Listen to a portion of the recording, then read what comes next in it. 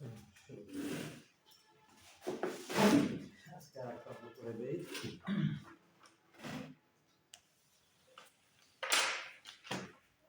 দুই নম্বরটা বাসায় কিছু না, তিন নম্বর সমীকরণ অঙ্ক থেকে একটা অঙ্ক কিন্তু মাস টার্গেট করছেন। সেটা দ্বারা সমীকরণের ঘর করব আমরা অবশ্যই। ঘরটা মনে রাখতে একটা অঙ্কের ঘরগুলো মনে থাকলে অঙ্ক করাটা সহজ হয়ে যায়।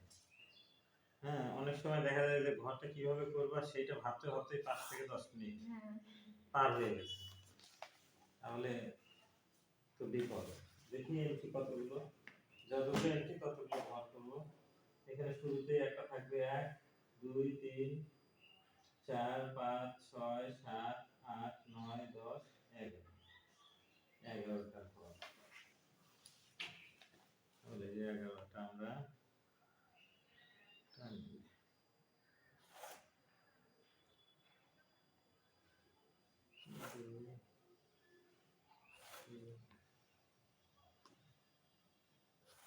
4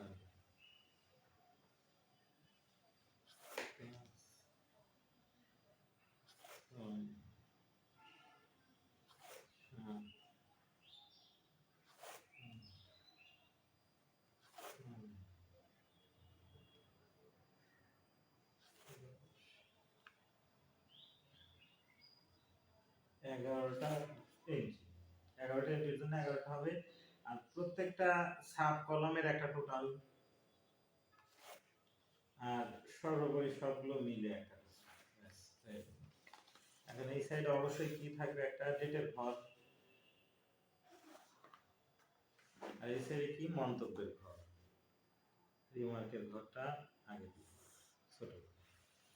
এখন মোটামুটি সম্পদ সাইডের দিকে একটু বেশি জায়গা হবে, আর দায় সাইডের দিকে একটু কম জায়গা। এরপরে উপরে এই কলামটাকে সাব ডিভাইডেড করব, অর্থাৎ সাব ভিতর দিয়ে একটা ভাগ গুলোকে দুইটা ভাগে ভাগ। এটা সম্পদ সাইড, এটা লায়াবিলিটি সাইড, অনার্স সিকিউরিটি। এখানে আমাদের এখন আসবে সবার প্রথমে ধরো ক্যাশ তো সম্পদের মধ্যে মাস্ট থাকবেই, আর এখানে ক্যাপিটাল। এখন অঙ্ক করব আর শুরু, তারপরে আমরা ধীরে ধীরে যত সম্পদ পাবো এই সাইডে বসাবো, আর যত দায় পাবো সেগুলো এই সাইডে বসাবো।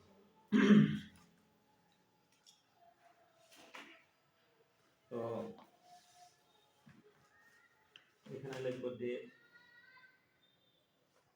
এখানে লিখবো অ্যাসেটস,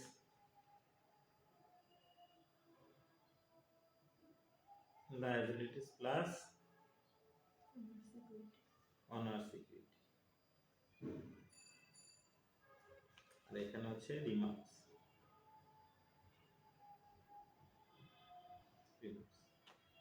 এখানে হবে ক্যাশ ক্যাপিটাল। ঠিক আছে, এখন অঙ্কটা করি। অঙ্কের নাম্বারটা হচ্ছে আমাদের problem 3। On July 1, 2013, Mr. Raju opened a law office. অর্থাৎ সে একজন উকিল, লয়ার। সে 2013 সালের জুলাইয়ের 1 তারিখে কি করলো, একটা ল অফিস চালু করলো। On July 31, the balance sheet shows cash টাকা কত, 50,000, অ্যাকাউন্ট রিসিভেবল কত, 12,000, সাপ্লাই দেওয়া আছে কত, 1,000, ক্লার্ক দেওয়া আছে 40,000, অ্যাকাউন্টস পেবল দেওয়া আছে কত, 10,000, এন্ড ক্যাপিটাল দেওয়া আছে 93,000। এই ধরনের যখন প্রথমে শুরুতেই কিছু সম্পদ এবং দায়ের ব্যালেন্স দিয়ে দেওয়া থাকে, তার মানে আমাদের হচ্ছে এই মাসের শেষের ব্যালেন্স পরবর্তী লেনদেনগুলো যেটা সংঘটিত হলো সেটা হচ্ছে তার পরের মাস থেকে শুরু হলো। তার মানে এটা জুলাই মাসের ইন্ডিং ব্যালেন্স, তাহলে নিচে যে লেনদেনগুলো দেওয়া থাকবে সেটা অবশ্যই আগস্ট মাসে। ঠিক আছে, তো আমরা সবার প্রথমে হেডিংটা লিখবো, তার নাম দিব কে, মিস্টার রাজু। ওকে, আর এখানে হবে transaction effects on accounting equation, ঠিক আছে, অথবা এটাকে আরেকটা নামে ডাকা হয়, সেটা হচ্ছে টেবুলার শিট, ঠিক আছে। হ্যাঁ, transaction effects on accounting equation.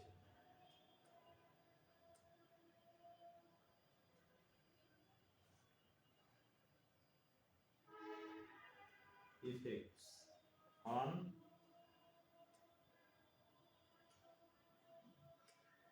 accounting equation.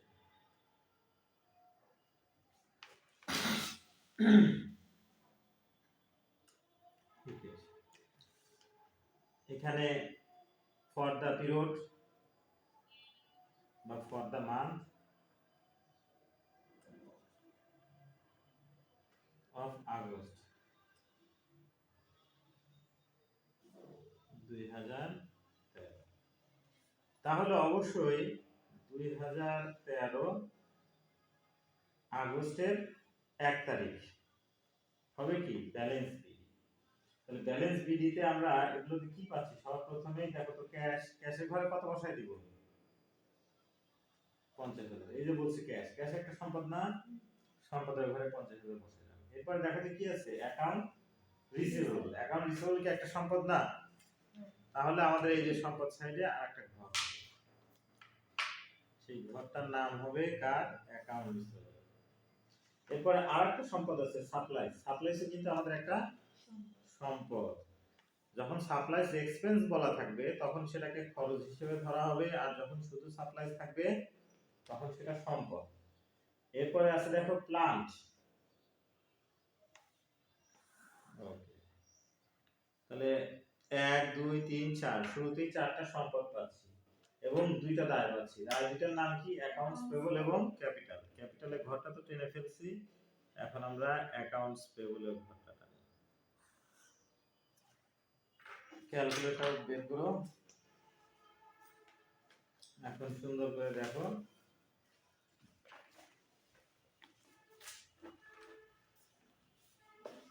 এই যে আমাদের ক্যাশ দেওয়া আছে কত, 50,000 বসালাম। এরপরে আছে কত আমাদের অ্যাকাউন্ট রিসিভেবল, এটাকে সংক্ষেপে এআর দ্বারা লিখে এখানে, কারণ পুরো জায়গাটা অনেক সময় নাও হয়। এটা কত আছে আমাদের 12। এরপরে সাপ্লাইসের আরো কিছু কিছু সমার্থক শব্দ আছে, সেটা কি, স্টেশনারি, সাপ্লাইস, এগুলো একই শব্দ, ঠিক আছে। বাংলায় বলে মনিহারি, সম্ভার, ঠিক আছে। স্টেশনারি শব্দটা তো বেমালুম বাংলার সাথে মিশে গেছে। স্টেশনারি শব্দটা অনেকে বাংলা মনিহারি বোঝে না, কিন্তু স্টেশনারি বোঝে। মনিহারি শব্দটাই রেয়ার, কম ব্যবহৃত হয় এখন। আচ্ছা, 12,000। তারপরে সাপ্লাইস হয়ে গেছে কত আমাদের, 1,000। এরপরে প্লান্ট মানে স্থায়ী সম্পদ, তাই না, এই 40,000। আর অ্যাকাউন্টস পেবল এই সাইডে আমরা বসাবো, অ্যাকাউন্টস পেবল হচ্ছে 10,000 এবং ক্যাপিটাল দিয়ে দেওয়া আছে কত, 93,000। এখন একটা প্রশ্ন এই জায়গায় থাকবে, আমরা তো এখানে সমান সমান চিহ্ন দেই না, তাহলে একটা জিনিস তোমাকে নিজে খেয়াল করে করতে হবে। দেখো তো আমাদের এই সব সাইড মিলে এই সম্পদের সবগুলো যোগ করে দায়ের দুই সাইডটা যোগ করে মেলে কিনা, যদি না মেলে তাহলে অবশ্যই কোনো না কোনো এন্ট্রি আমাদের মিসিং দেওয়া আছে। সেটা একটু কষ্ট করে দেখো তো, যোগ করো তো, 50,000 যোগ করো, 50,000 যোগ 12,000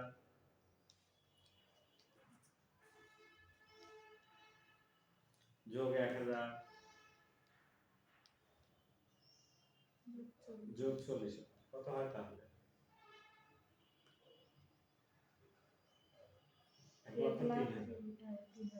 1,03,000। তাহলে দেখো তো এই সাইডে যোগ করে আমাদের 93,000 আর 10,000 যোগ করলে কত হয়, মিলে গেল। তাহলে আর কোনো টেনশন কিছু নেই। যদি না মিলতো তাহলে যেই সাইডে কম আছে সেই সাইডে কোনো না কোনো এন্ট্রি মিসিং আছে, তখন আমরা সেটাকে নিজেরা ক্রিয়েট করে বসাইতাম। পরীক্ষায় এরকম তোমাকে দিতেই পারে, যেমন ধরো এই সাইডে 1,03,000 হলো, এই সাইডে যোগ করে হচ্ছে শুধু 93,000। তখন তোমাকে বুঝে নিতে হবে ওইটা অ্যাকাউন্টস পেবল অথবা নোটস পেবল, যে কোনো একটা দায় এটা আছে, সেটা আমাদেরকে নিজেদের মাথা খাটায় আচ্ছা, হ্যাঁ, মানে যত মিলবে না তত মিলাইতে হবে। এক কথা দুই সাইড, না হলে তো আমি এখানে ইকুয়াল টু চিহ্ন দিতে পারবো না। ঠিক আছে, ইকুয়াল টু চিহ্নটার কারণে আমাদের দুই সাইড মিলাইতে হবে, তাহলে এখানে কোনো কম থাকলে অবশ্যই কোনো একটা অ্যামাউন্ট মিসিং আছে। এখন আসো আগস্টের আরেকটা 1 তারিখে কি ঘটনা ঘটলো। কালেক্টেড টাকা 8,000 অফ অ্যাকাউন্টস। কথাটার অর্থ হচ্ছে দেনাদারের কাছ থেকে 8,000 টাকা কালেকশন করা হবে। দেনাদার কারা? যাদের কাছ থেকে আমরা টাকা পাই, অর্থাৎ পূর্বে পণ্য বা সেবা দিয়ে রাখছি। এ যেহেতু লয়ার, এর পণ্যটাই হচ্ছে কি সার্ভিস, সেবা। এ কোনো আলু পটল বা কোনো দৃশ্যমান প্রোডাক্ট নিয়ে বসে নেই, এ হচ্ছে পরামর্শ দেয়, তাহলে সেবা সার্ভিস। সে তার এই যে অ্যাকাউন্ট রিসিভেবলদের কাছ থেকে কত টাকা পাইল? 8,000 টাকা। তার মানে পূর্বে অ্যাকাউন্ট রিসিভেবলের জের আছে কত? 12,000। এই 12,000 জনের মধ্য থেকে 12,000 টাকার মধ্য থেকে 8,000 টাকা পাওয়া যাবে, এরকম একজন ব্যক্তি এসে টাকা দিল। তাহলে আমাদের কি ক্যাশ বাড়বে না? তাহলে এই যে 8,000 টাকা এখানে পাবো। এখন কি আমি বলতে পারবো যে আমি মানুষের কাছে 12,000 টাকা পাই? এটা বলতে পারবো না। তাহলে আমার অবশ্যই অ্যাকাউন্ট রিসিভেবল কমে যাবে। এটা কমে গেল, 8,000 কমে গেল। আর কমে যাওয়াটাকে আমরা ব্র্যাকেট দ্বারা বুঝাবো। ওই রিমার্কসের ঘরে দিয়ে দিতে পারো কি collection from account.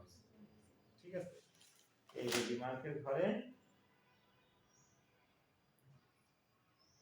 Collection from AR, মানে অ্যাকাউন্ট রিসিভেবলের কাছ থেকে কালেকশন করা হবে। এরপরে দেখো আগস্টের 1 তারিখ যাওয়ার পরে আগস্টের 2 তারিখ আসছে। এই টাকা 5,000 অন ক্যাশ অ্যাকাউন্টস পেবল। এইবার আমরাও কারো না কারো কাছ থেকে কিছু বাকি এনবিএসআর নিচ্ছে বা কোনো সেবা নিচ্ছে বা কোনো পণ্য নিচ্ছে, কিন্তু তাকে টাকা দেয়নি, সে তার নাম কি অ্যাকাউন্টস পেবল। সেই অ্যাকাউন্টস পেবলের পরিমাণের আছে কত? 10,000। তার মানে 10,000 টাকা অন্য কেউ এর কাছ থেকে পায়। এই 10,000 এর মধ্য থেকে তাকে 5,000 টাকা পরিশোধ করা, তাহলে অবশ্যই অ্যাকাউন্টস পেবলটা কমে যাবে। তাহলে অ্যাকাউন্টস পেবলে আমরা কি করব?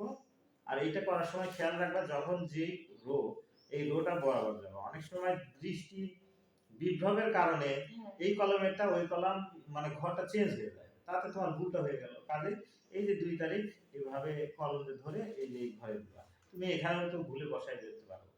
তাহলে এখানে অবশ্যই আমাদের অ্যাকাউন্টস পেবল 5,000 কমে যাবে।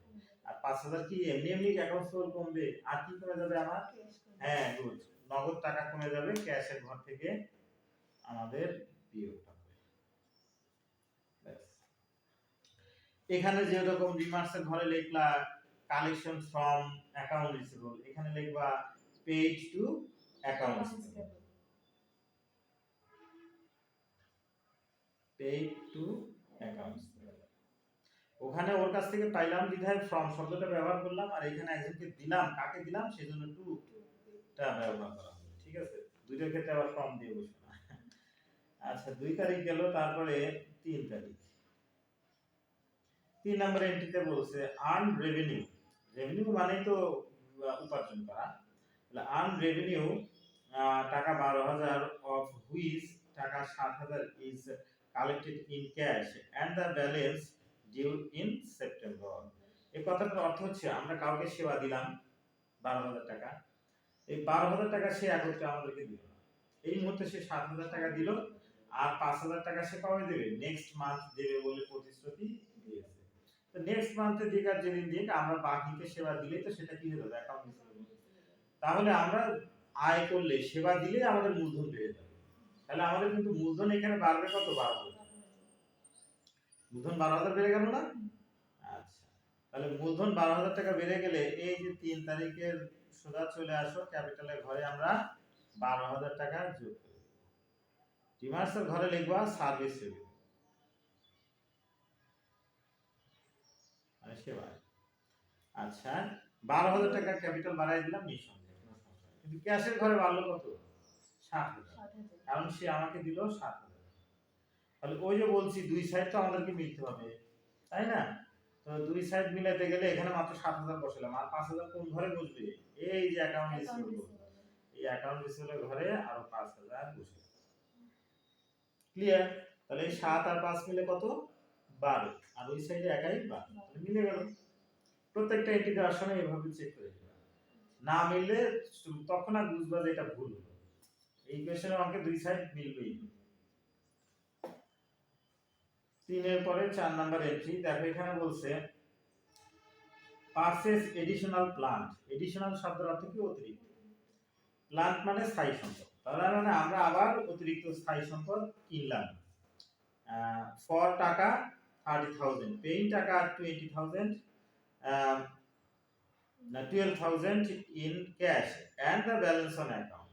এই কথাটার অর্থ হচ্ছে আমরা 30,000 টাকা দিয়ে একটা নতুন প্ল্যান ক্রয় করলাম, সেই প্ল্যানটার 20,000 টাকা আমরা নগদে পরিশোধ করছি আর 10,000 টাকা বাকি। তাহলে ওই যে এখন কোথায় যাবে? অ্যাকাউন্টসে বলে যাবে। আর প্ল্যান যেহেতু কিনলাম, এটা একটা স্থায়ী সম্পদ, এটা কি ব্যয়?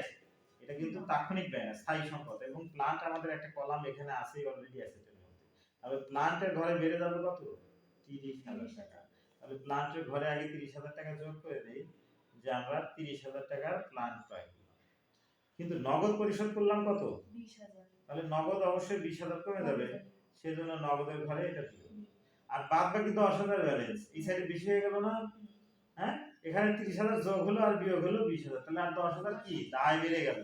কেন দায় বাড়লো? কারণ আমরা টাকা পরিশোধ করিনি, ওটা বকেয়া আছে। এই যে এই ঘরে অ্যাকাউন্টস পেয়েবলের ঘরে এটা দিয়ে দিই।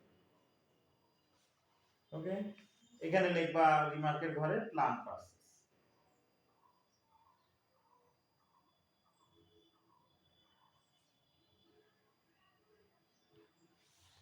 চারের পরে আসো 5 তারিখ।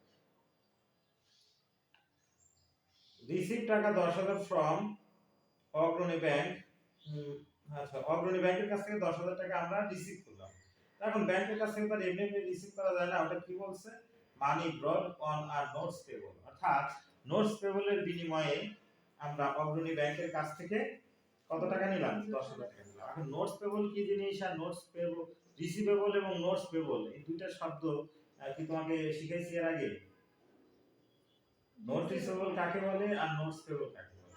অর্থাৎ একদম পাকাপোক্ত একটা দলিলে স্বীকারোক্তি দিয়ে যে লেনদেনটা সম্পন্ন হয়। যেমন তুমি কোনো পরিচিত বন্ধু বান্ধবের কাছ থেকে ধার নিলে, আমাকে 10,000 টাকা ধার দে, কেউ কি বলবে স্ট্যাম্পে সই দিয়ে ধার নিয়ে যাও? দিলে পরিচিত, খুবই কেন দিবে? অতি পরিচিত কাছের মানুষ, চিনি তো, তখন আর আমরা এই ডকুমেন্টস গুলো রাখি না।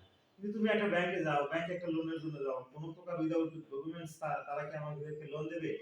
অনেক পেপারস নেবে, তোমার জায়গায় অনেক জায়গায় সিগনেচার নেবে, পাকাপোক্ত ডকুমেন্টস লিখে রেখে নেবে। তাহলে এই যে পাকাপোক্ত ডকুমেন্টস, একটা স্ট্যাম্পে সই নিয়ে যে লেনদেনগুলো হয়, সেটাই হচ্ছে নোট রিসিভেবল এবং নোটস পেবল। তুমি দিয়ে আসলে তোমার ক্ষেত্রে সেটা নোটস পেবল, আর তুমি পেলে তোমার জন্য সেটা নোট রিসিভেবল। এই যে আমাদের নোট রিসিভেবল এবং নোটস পেবল তৈরি হয় মূলত ধরো এই যে অ্যাকাউন্ট রিসিভেবল এবং অ্যাকাউন্টস পেবল থেকে। অ্যাকাউন্ট রিসিভেবল যারা, এদের কাছ থেকে সাধারণত কোনো স্বীকারোক্তি বা দলিলের সিগনেচার নেওয়া হয়। এদেরকেই যদি একদম স্বীকারোক্তি নেওয়া হয় দলিলের স্ট্যাম্পে সই রেখে, তখন সেটা অ্যাকাউন্ট রিসিভেবল না হয়ে যাবে নোট রিসিভেবল। ঠিক আছে? এবার তাহলে 5 তারিখে আমাদের কত? 10,000 টাকা রিসিভ করলাম, তাহলে অবশ্যই নগদের ঘরে 10,000 বাড়বে। আর এই যে দায় সাইডে একটা নতুন ঘর সৃষ্টি করতে হবে, সেই ঘরটার নাম হবে কি? Notes payable. নোটস পেবলকে সংক্ষেপে এনপি দ্বারা প্রকাশ করা যায়। তাহলে এই ঘরে আমাদের লিখব কত? 10,000। রিমার্কের ঘরে লিখে দিতে পারো notes payable, issued notes payable. এরপরে 5 এর পরে 6 নম্বর এন্ট্রি। পেইড স্যালারি টাকা 5,000, রেন্ট টাকা 4,000 এন্ড অ্যাডভার্টাইজিং টাকা 1,000 ফর আগস্ট। আগস্টের জন্য, আগস্ট মাসের জন্য আমরা স্যালারি প্রদান করছি 5,000, রেন্ট দিছি 4,000 এবং 1,000 টাকা কি দিছি? Advertising expense. তাহলে এখানে তিনটা এক্সপেন্স আছে। তুমি ইচ্ছা করলে 6 তারিখ তিনটা ঘরে দিতে পারো, আবার একত্রেও দিতে পারো, কোনো সমস্যা নেই। কারণটা কি? স্যালারিও একটা খরচ, রেন্টও একটা খরচ, অ্যাডভার্টাইজমেন্টও একটা খরচ। তাহলে মোট ক্যাশ চলে গেছে কত টাকা? 5,000, 4,000 আর 1,000। তাহলে 10,000 টাকা চলে গেছে। তাহলে ক্যাশের ঘর থেকে আমরা 10,000 বিয়োগ করব, এবং এই সবগুলোই আমাদের একটা ব্যয়। ব্যয় হলে আমরা কি জানি যে মূলধন কমে যাবে, তাহলে যে ক্যাপিটালের এখানে আমাদের 10,000 বিয়োগ হবে। আচ্ছা, এবং রিমার্কের ঘরে লিখে দিবা এখানে কি কি সেগুলো সব লিখে দিবা। একটা হচ্ছে আমাদের স্যালারি, এখানে লেখো স্যালারি, তারপরে কমা দিয়ে লেখো রেন্ট, তারপরে কমা দিয়ে লেখো অ্যাডভার্টাইজমেন্ট। এই ব্যয়গুলো আমরা এখানে সংগঠিত করলাম। ফাইল করে আসতেছে কত? আচ্ছা, incur utility expense for the month on account 400। তার মানে ইউটিলিটি আবার কাকে বলা হয়? এটা বাংলায় বলে উপযোগ বিল। গ্যাস, পানি, বিদ্যুৎ, ঠিক আছে, এগুলো খরচকে একত্রে বলা হয় ইউটিলিটি এক্সপেন্স। যেমন তুমি কোথাও বাসা ভাড়া থাকলে বাসার যে ভাড়া তার সাথে কিছু এক্সট্রা চার্জ দিতে হয়, যেমন ধরো বিদ্যুৎ বিল, তারপরে সিকিউরিটি গার্ডের বিল, ময়লা নিয়ে যায় শহরগুলোতে দেখবা সিটি কর্পোরেশন থেকে ময়লা পরিবহনের জন্য কিছু ব্যক্তি থাকে, তাদেরকে আমরা একটা পেমেন্ট দিতে হয় মান্থলি। এই সমস্ত একটু মানে ছোটখাটো ব্যয়গুলোকে একত্রে বলা হয় ইউটিলিটি এক্সপেন্স, বাংলায় বলে উপযোগ ব্যয়। তাহলে এই 7 তারিখে সেটা আমাদের 400 টাকা বকে আছে। খরচ তো খরচ থাকলে, খরচ যদি পরিশোধ না করি তাহলে তার নগদ কমেনি, তাহলে এই সাইডে বসতেছে না। তাহলে আমাদের খরচ হলেই মূলধন কমে যাবে না, মূলধন কমায় দেই 400। আর অন্যদিকে দেখো আমার দায় অ্যাকাউন্টস পেবল আছে, বকেয়া যেহেতু আছে, তাহলে অ্যাকাউন্টস পেবল আমাদের বাড়লো কত? 400। ব্যাস। এরপরে আসো 8 তারিখ, purchase additional supplies on credit 600 টাকা। আবার 600 টাকার অতিরিক্ত মনিহারি ক্রয় করলাম, তাহলে এই যে সাপ্লাইজের ঘরে বেড়ে যাবে না? সাপ্লাইজ বাড়লো 600।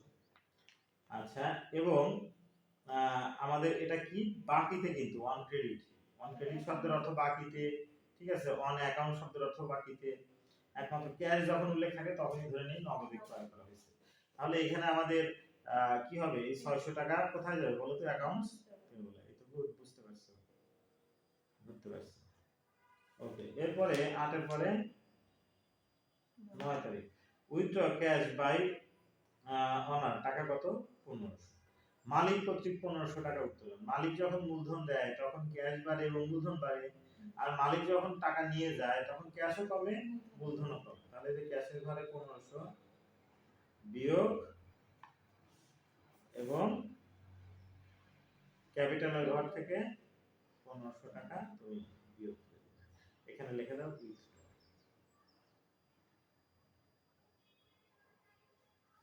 আচ্ছা, 9 এর পরে এবার আসো তুমি 10 তারিখ।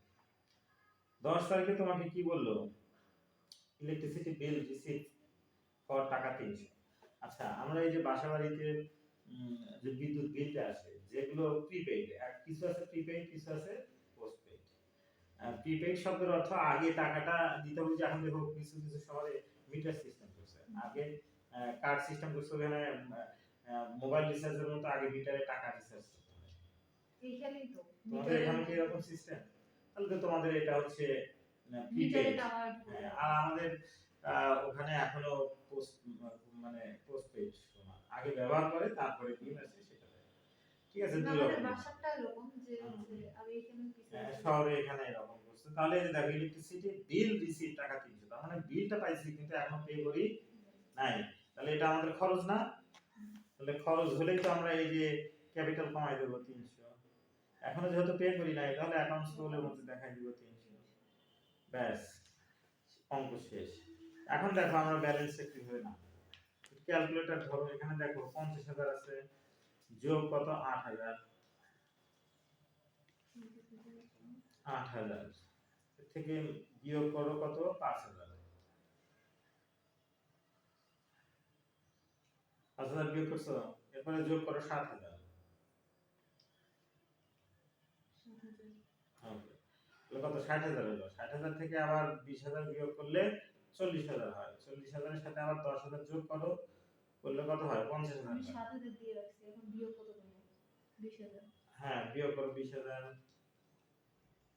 20,000 আবার যোগ করো 10,000, এরপর আবার বিয়োগ করো কত? 10,000, এরপরে বিয়োগ করো 1500।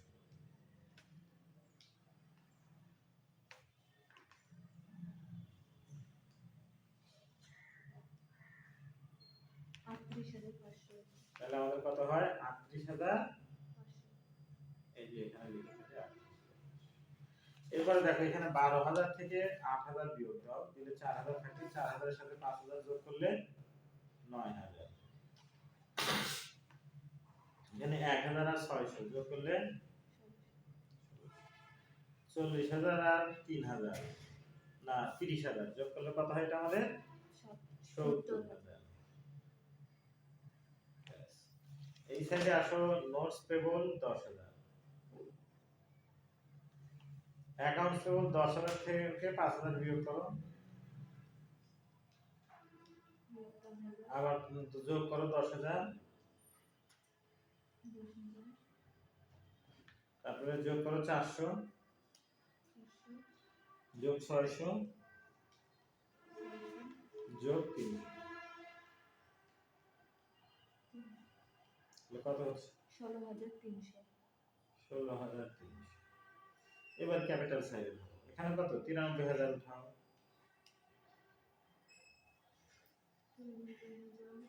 যোগ ১২,০০০, বিয়োগ ১০,০০০, বিয়োগ ৪০০, বিয়োগ ১৫০০, বিয়োগ ৩০০। ৯২,৮০০। এখানে হচ্ছে ৯২,৮০০। এখন যোগ করো ৯২,৮০০ যোগ ১৬,৩০০ যোগ ১০,০০০।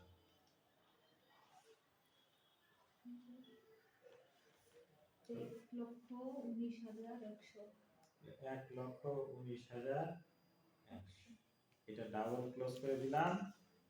এই সাইডে যোগ করো, আমাদেরকে কত হইতে হবে ১,১৯,১০০ই হবে। চেক করে দেখো, দুই সাইড মিলে গেল, অঙ্ক শেষ। এই তো সমীকরণের অঙ্ক, একদম ফান্ডামেন্টাল একটা অঙ্ক, বেসিক।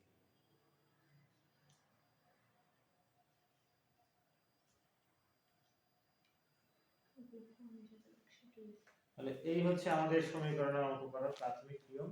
এখন এই অঙ্ক করতে গেলে ধীরে ধীরে কঠিন এন্ট্রি আসবে, সেগুলো দিয়ে, তার মানে এখন অঙ্ক করতে গেলে সবগুলো এন্ট্রিতে তোমার সমস্যা হবে তা না। নতুন কোনো এন্ট্রি আসলে, জটিল কোনো এন্ট্রি আসলে সেটাতে সমস্যা হবে, সেগুলো আমি দেখাই দিব। কিন্তু অঙ্ক করার বেসিক সিস্টেমটা হচ্ছে